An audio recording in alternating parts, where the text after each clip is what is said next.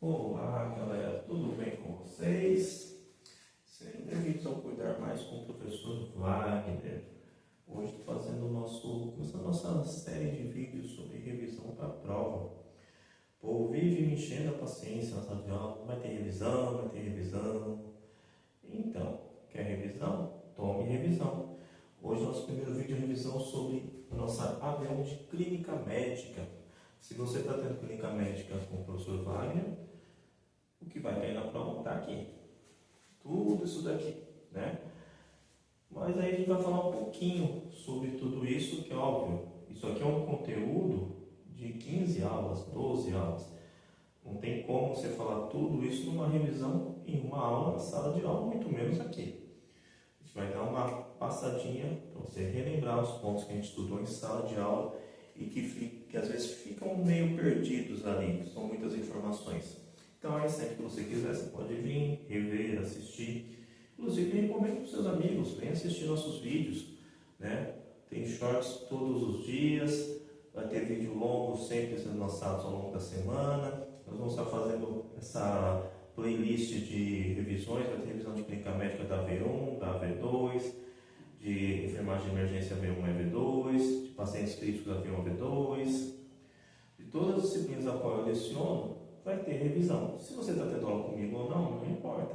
A matéria é a mesma, né? Então você vem e assiste com a gente, tá?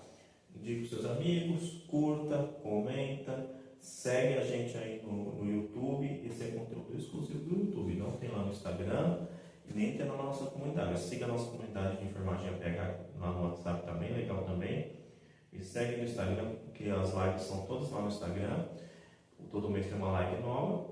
E aqui no YouTube nós vamos ter os vídeos mais educativos, né? Mais voltados à formação. Então estou começando agora essa série nova, nessa playlist de aulas de revisão, né? Vou postando aos pouquinhos todas as aulas de revisão e no final vamos ter aula de revisão todo o conteúdo de todas as disciplinas a qual eu ministro aulas. Olha que bacana, beleza? Então vamos lá. Para quem não me conhece, sou o Wagner, né? Eu sou o mais bonito do grau técnico. Então, para a nossa revisão da nossa primeira prova de clínica médica, na primeira parte de clínica médica a gente foca em alguns sistemas. Como eu costumo falar sempre no começo do curso, a gente estuda enfermagem em separado, sistema por sistema, especialidade por especialidade, por exemplo, saúde da criança, saúde da mulher, terceira idade, emergência, pacientes críticos e tudo mais, porque é mais fácil de aprender. Mas o ser humano é uma coisa só, né? Eu costumo brincar com os outros que se dá ruim num lugar, vai afetar outros, com toda certeza. E aqui na clínica médica não é diferente. A clínica médica trata de todos os sistemas que fazem parte do nosso organismo. Nessa nossa prova nós estamos focando em sistema digestório, né? Estamos focando em sistema renal e, que eu vou falar aqui daqui a pouco também, do sistema respiratório. Aqui, ó. Sistema respiratório. Tá? Vamos falar dele também. Então vamos lá. Antes de falar dos sistemas, nós temos que falar de algo que é muito importante também, que são os chamados sinais flogísticos. O que são os sinais flogísticos? Os sinais flogísticos são sinais que indicam possivelmente um processo infeccioso no nosso organismo. Ele surge em qualquer lugar do corpo. Na mão, no pé, na cabeça, na barriga. Quando você tem uma ferida cirúrgica também, um curativo de catéter central, pode ter, não queremos que tenha, óbvio, né? Mas pode aparecer sinal flogístico. Sabe quando você era criança que você caía e ralava o joelho? Aí você estava jogando bola, ralava o joelho, naquele chão limpinho, né, cheio de terra. Aí você batia a mão, tirava ali, beleza, ficava o dia inteiro, chegava de noite, aquele joelho estava vermelho, quente, saindo uma aguinha meio estranha. Aquilo é sinais flogísticos, né, que nós vamos falar agora. Nós temos 5 sinais flogísticos que indicam, você pode ter os 5 de uma vez? Até pode, mas normalmente não acontece. Que são a dor no local que tenha aquele processo infeccioso. Calor, o local fica quente, você Você toca, no, por exemplo, aqui na mão. Você toca aqui está normal. Aqui está mais quente. Rubor, que é o vermelho. Sabe, quem já se machucou, já teve um corte. Eu estou com um cortezinho aqui, deve ter um dedo sujo do canetão. Mas tem um cortezinho aqui no meu dedo. Está meio vermelhinho. Ele fica vermelho nas bordas. Edema, quando tem aquele inchaço no local atingido. A perda de função seria um processo de necrose. A necrose é o último fator, né? Se não foi cuidado, se nada foi feito para melhorar a situação, você pode chegar a ela, mas ela é o último fator, tá?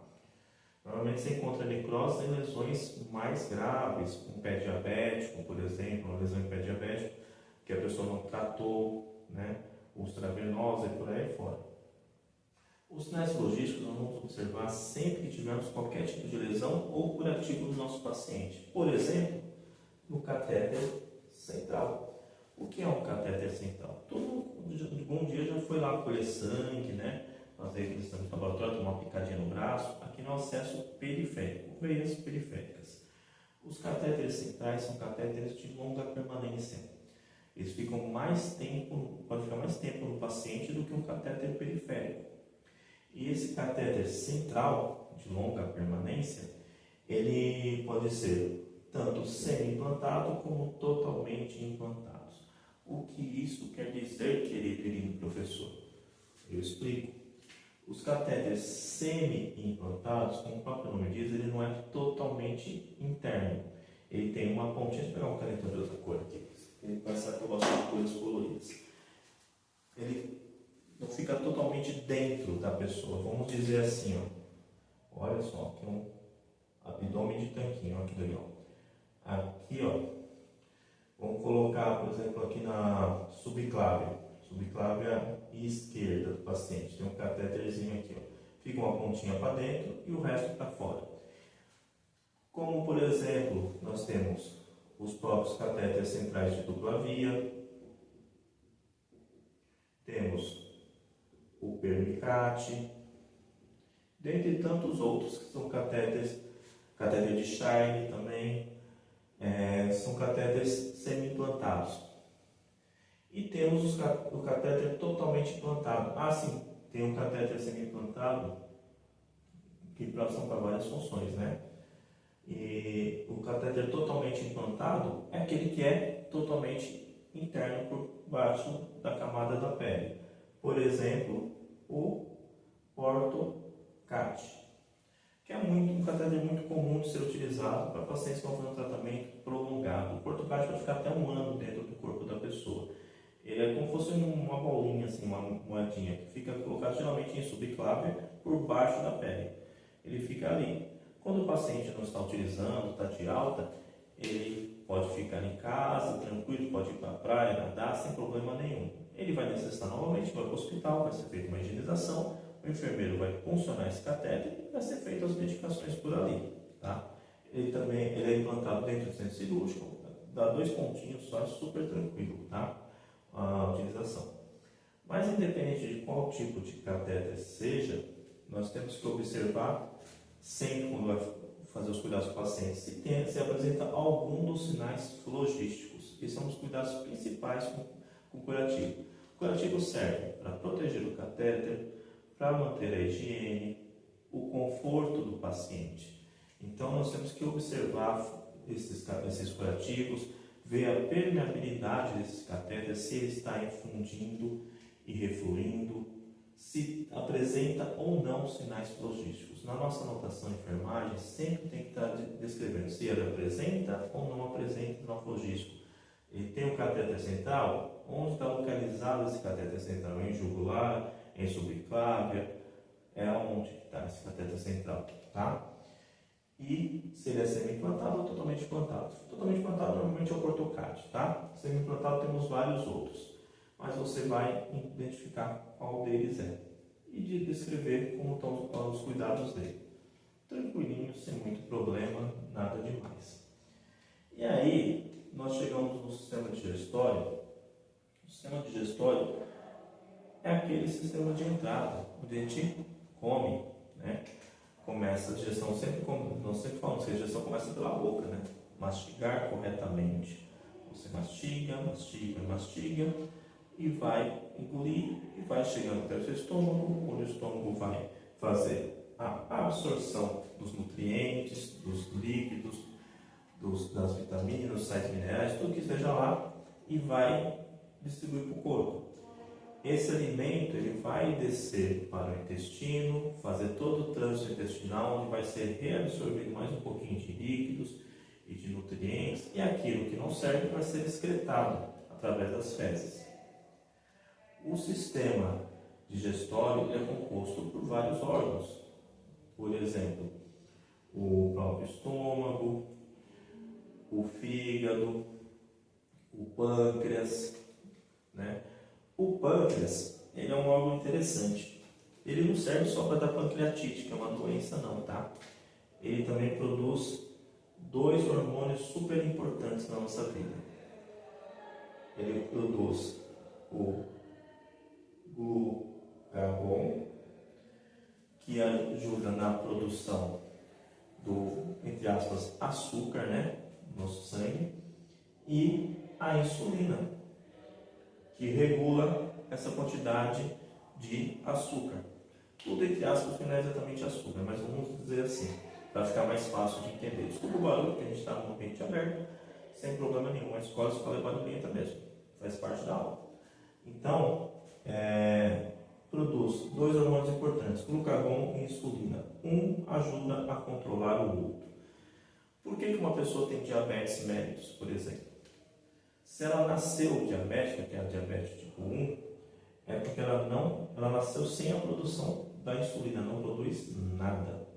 Então, vai receber a insulina de forma exógena, ou seja, de fora, aquelas aplicações. Quando ela desenvolve a diabetes durante a vida, que é a diabetes tipo 2, é porque essa produção de insulina está insuficiente, está abaixo do que o seu corpo necessita. Sendo assim, você vai tomar medicações, não necessariamente a insulina, mas tomar hipoglicemiantes via oral, para dar uma regulada no glucagon, tá? E levar ali para um nível aceitável. Tudo bem? Nós falamos até aqui, ó, nesse momento, sinais logísticos, que são indicadores de possíveis processos infecciosos. Falamos dos cuidados de catéteres centrais. Falamos do sistema digestório, né? Sua função de alimentação, de absorção e excreção. Falamos do nosso amigo pâncreas, que não serve só para ter pancreatite, mas para produzir 2 hormônios importantes, o glucagon e a insulina, certo? Mas e o nosso fígado? O fígado também é um dos órgãos, né, do nosso sistema. Calma que eu vou falar das hepatites, tá? O fígado é um dos órgãos do nosso sistema digestório. O fígado é muito importante. O fígado ele também é um dos filtros, junto com os rins, né? E aí você faz uso exagerado de álcool, né? Ou de medicamentos. Paracetamol é terrível para isso. Algumas hepatites. E você pode ter uma coisa que nós chamamos de cirrose. Ele tem bonito, né? Hepática. A cirrose hepática é uma doença degenerativa do fígado. A cirrose hepática tem cura? Não. Ela tem um tratamento. Em algumas situações, dependendo da evolução do paciente, será necessário o quê? Será necessário um transplante de fígado lá no final, tá? Mas é importante saber que a cirrose hepática é uma doença degenerativa do fígado, tá bom? Nós temos as hepatites. As hepatites, ela pode ser, inclusive, medicamentosa também, tá? Causada por remédios. Mas temos as hepatites virais. Né? As hepatites virais. Hepatite A, B, C, D, E. Hepatite A e hepatite E são hepatites ligadas à relação fecal-oral, ou seja, mãozinhas contaminadas, alimentos contaminados, por exemplo, legumes e verduras que são produzidas, regadas, né, com água contaminada ou solo contaminado, né? ou você mesmo indo comer em algum restaurante ou lanchonete que não tenha muita higiene, e elas entram através da boca, né? E causam lesões do seu fígado. São ruins? São, mas dentre tudo que nós vamos ver aqui, não tanto quanto. A hepatite E tem uma característica, ela é perigosíssima para gestante. Se uma mulher gestante adquirir hepatite E, ela corre o sério risco de ter um aborto espontâneo por conta dessa hepatite E. Tá? Temos também as hepatites B, C e D, que a contaminação delas são muito parecidas, né? Por contaminação sexual, é sexual, né? Material perfluorocortante, acidentes com perfluorocortantes, né? Com sangue, secreções vaginais e tudo que seja o contato propriamente dito. Porém, a hepatite D sozinha, normalmente, ela é ruim, mas ela fica muito pior em associação com a hepatite B. Se você é sortudo ter hepatite B e ainda pega hepatite D, você terá um problema ainda maior. A hepatite B, nós temos a vacina. O profissional da área de saúde toma as 3 doses da hepatite B, está devidamente protegido, mas tem que continuar se precavendo sempre, tá? A hepatite C é considerada mais letal. Ela é mais rápido, são mais rápidos os efeitos dela. Ela atinge o fígado muito mais rápido. Ela causa uma ciclose hepática, ela causa destruições do fígado e do sistema em geral de forma muito mais rápida do que as outras hepatites. A B também mata. Qualquer uma delas pode levar ao óbito, mas a C é muito mais grave. Tá? Tudo bem, minhas crianças? É rápido mesmo. É só uma passadinha aqui, para vocês verem como tudo é feito. Lembrando que tudo isso aqui, em sala de aula, eu detalhei ponto a ponto. Aqui é só para a gente dar uma calibrada. Vamos para o sistema renal? Sistema renal, nosso sistema também de excreção da nossa urina, de líquidos, né? Os rins, né? Temos 2, né? Os rins, eles são grandes filtros também. Eles eliminam impurezas vindo pelo sangue.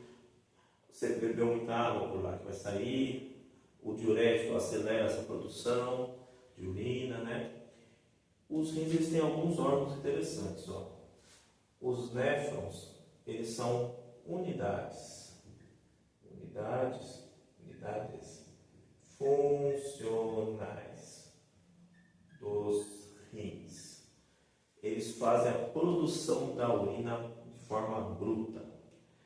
Dele é levado para os glomérulos, que fazem, por sua vez, fazem o quê? A filtragem dessa urina, que manda para os rins. O rim, por sua vez, envia para a bexiga. A bexiga tem a capacidade de armazenar mais ou menos 800 a 1000 ml, mais ou menos, depende de cada pessoa. E quando chega em torno de mais ou menos 300 ml, ela já manda o sinal do sistema nervoso central, sistema nervoso simpático, para avisar para você: opa, precisa liberar essa urinazinha aí, senão vai dar uma retenção. Aí você vai lá no banheiro, passa pela uretra e é excretada essa sua urina. No sistema renal, nós temos patologias importantes, como, por exemplo, cálculos renais. Quem nunca ouviu falar daquela bendita dor das pedras nos rins, né? Que é uma dor terrível, mais ou menos por aqui, ó, perto da lombar. Você começa achando que é uma dor de coluna e, na realidade, não é. É uma dor de cólica renal. A cólica renal se forma por quê? Pela junção de diversos cristais de sódio ali. Você bebe pouca água, está pouco hidratado, ou exagera, por exemplo, em isotônicos, e acaba tendo essa complicação. As pedras nos rins podem ser, os cálculos renais, né?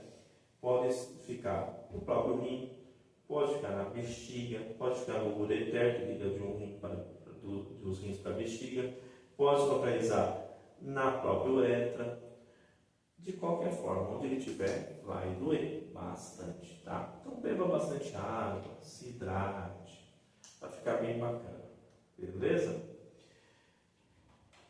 Vamos fechar com o sistema respiratório. O sistema respiratório ele é importante porque você respira o dia inteiro. Mas como que você respira? Ah, professor, pelo nariz, pela boca. Beleza.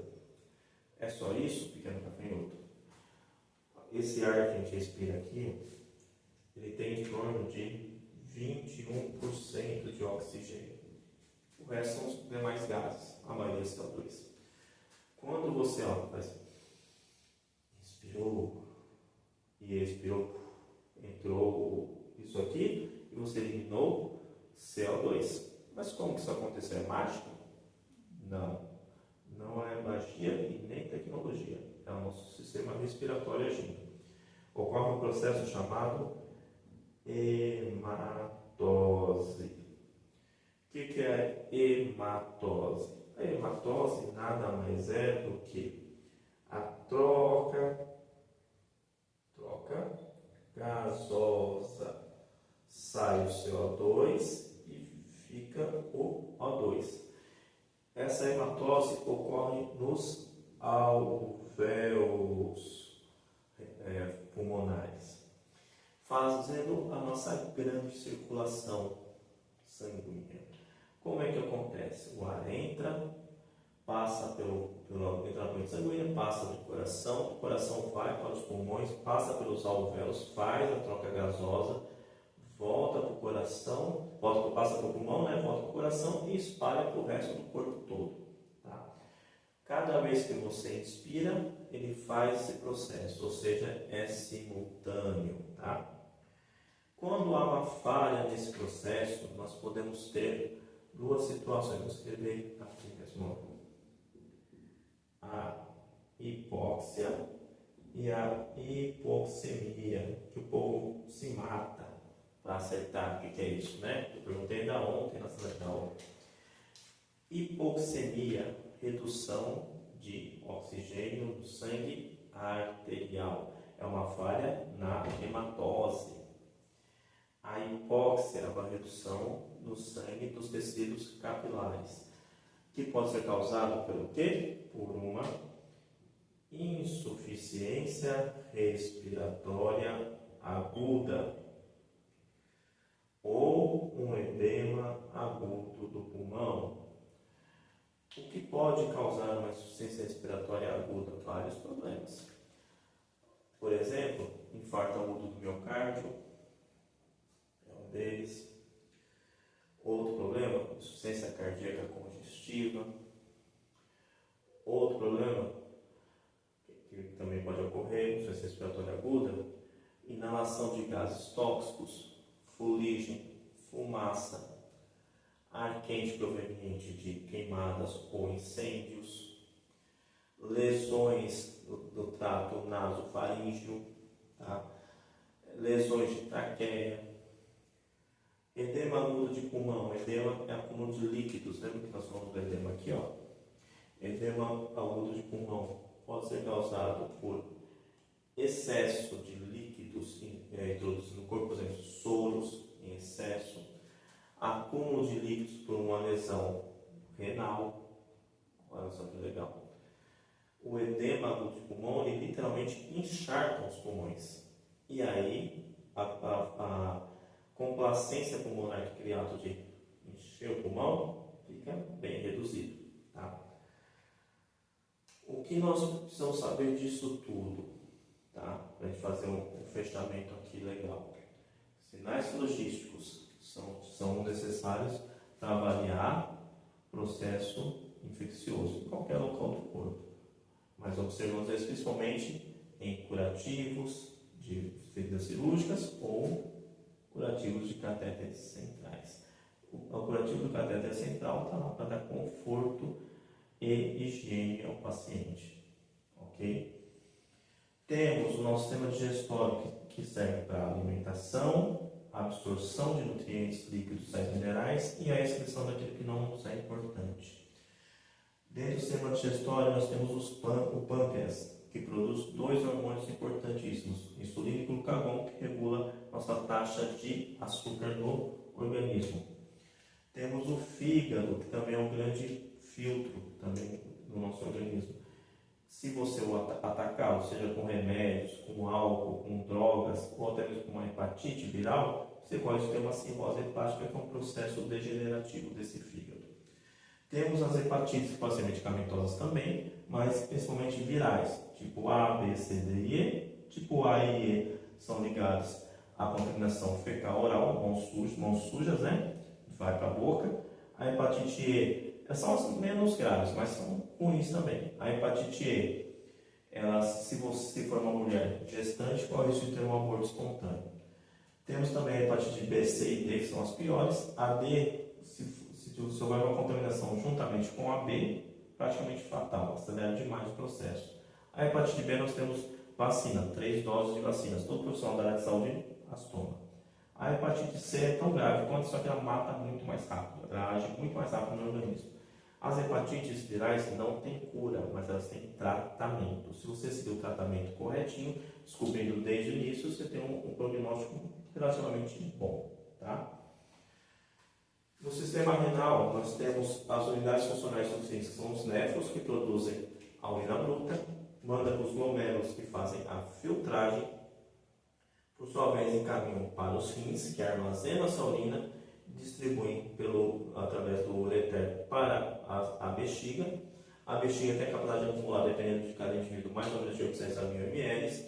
Quando chega mais ou menos em 300, já avisa do sistema nervoso central, o sistema simpático, que tem que eliminar, e vai pela uretra e você a excreta. E no sistema respiratório, nós temos a hematose, que faz a nossa troca gasosa, retira o CO2 que nós inalamos, o elimina na nossa expiração e manda o O2 para o sangue arterial e para circular para todos os órgãos, principalmente os órgãos nobres, cérebro, coração, pulmões, rins e fígado. Os demais também recebem, óbvio. Se não houver uma distribuição de oxigênio correta, nós podemos ter uma hipoxemia, que é a redução do O2 no sangue arterial. Se essa oferta de oxigênio não for suficiente, por exemplo, nos capilares, aqui na parte mais periférica, teremos uma hipóxia, que pode ser causada por uma insuficiência respiratória aguda ou um edema agudo de pulmão, dentre outros. Ok? Espero que tenham gostado. Hoje é esse vídeo, depois vou lançar o da nossa AV2, vou lançar das demais disciplinas também. Deixa o seu like, comenta aí o que você achou, o que você gostaria de ver, compartilha com seus amigos. Se você não gostou, compartilha com seus inimigos também, que eles têm que sofrer junto com você, não é só você não. Segue a gente aqui no YouTube. O YouTube será conteúdos exclusivos, você não vai ver isso lá na comunidade de Enfermagem APH, também não vai ver isso no Instagram. Mas segue a gente lá na Enfermagem APH também, do WhatsApp, o link está aí na bio. Segue também, que está bem bacana. Nos segue no Instagram, que as lives são exclusivas no Instagram. Tá legal? Todo mês tem uma live nova. Dá essa moral aí pra gente, beleza? Obrigado. Fui.